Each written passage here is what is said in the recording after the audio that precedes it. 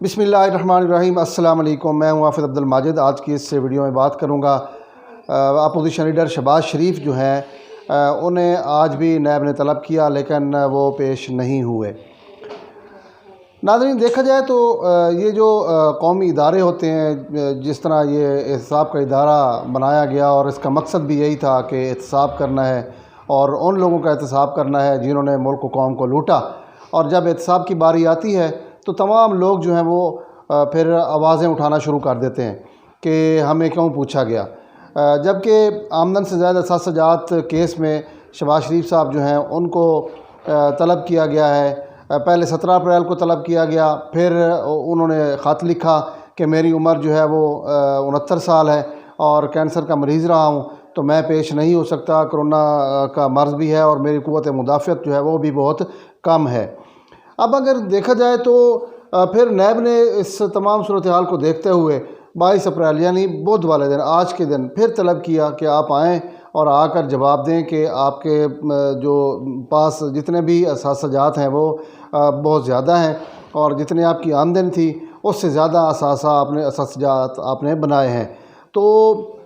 اس پر پاکستان مسلم league نون بہت زیادہ hyper ہوئی اور بیانات بہت سخت ہے۔ نیب نیازی گٹھ جوڑ کا بار بار کہا جاتا رہا اور مریم اورنگزیب صاحبہ جو ہیں انہوں نے بار بیان دیے اور انہوں نے کہا کہ جناب نیب نیازی گٹھ جوڑ اپوزیشن کو بالکل اپنے نیچے لگانا چاہتے ہیں، اور اس حوالے سے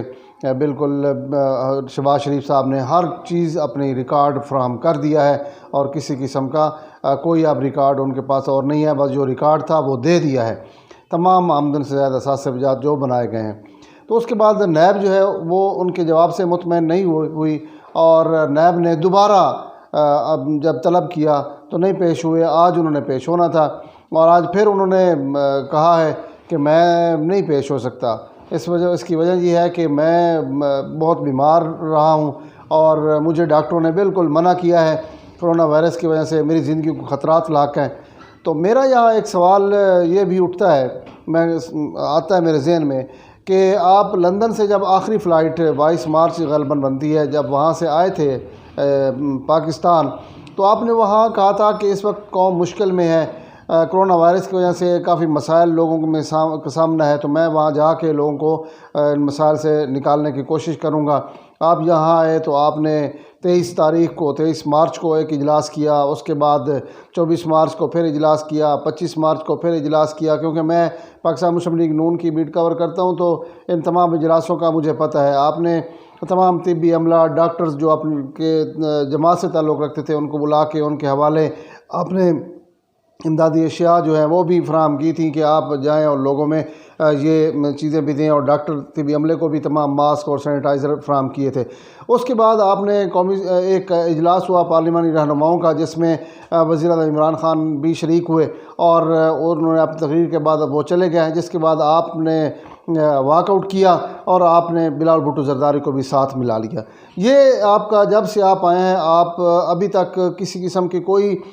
جو مثبت کام ہے وہ آپ کا سامنے نہیں آیا۔ ہمیں تو یہی نظر آ رہا ہے کیونکہ کرونا کے خلاف جس طرح آپ نے لڑنا تھا اور ایسے لگ رہا تھا کہ شہباز شریف صاحب واپس آ گئے ہیں، اور خبریں یہ بھی چل رہی تھیں سوشل میڈیا پہ کہ اندر خانہ شہباز شریف بیوروکریسی کو کہہ دیا گیا ہے کہ شہباز شریف جو آرڈر کریں گے آپ نے اس کے مطابق چلنا ہے۔ تو آپ جب اجلاس کرتے تو ایسے لگ رہا تھا کہ جناب کچھ نہ کچھ ہونے والا ہے۔ تو اب چونکہ آپ آئے ہیں اور آپ کو پتہ نہیں وہاں سے لندن سے کس نے بلایا، اور یہ بھی خبریں آ رہی ہیں کہ شہباز شریف صاحب واپس لندن کے روانگی کے لیے بھی کوششیں کرتے رہے ہیں اور کر رہے ہیں کہ کسی طرح وہ واپس روانہ ہو جائیں، لیکن ابھی تک وہ اب خاموش ہو گئے ہیں۔ آج جب نیب میں انہوں نے جانا تھا تو نیب میں نہیں گئے، تو مریم اورنگزیب جو ہیں ان کا بیان سامنے آیا، انہوں نے کہا کہ شہباز شریف صاحب نے اپنی تمام معلومات فراہم کر دی ہیں اور انہوں نے یہ بھی فراہم کر دیا کہ اسکائپ کا آئی ڈی جو ہے وہ بھی نیب کو دے دیا ہے، اگر انہوں نے کوئی سوالات پوچھنے ہیں تو آپ وہ نیب جو ہے وہ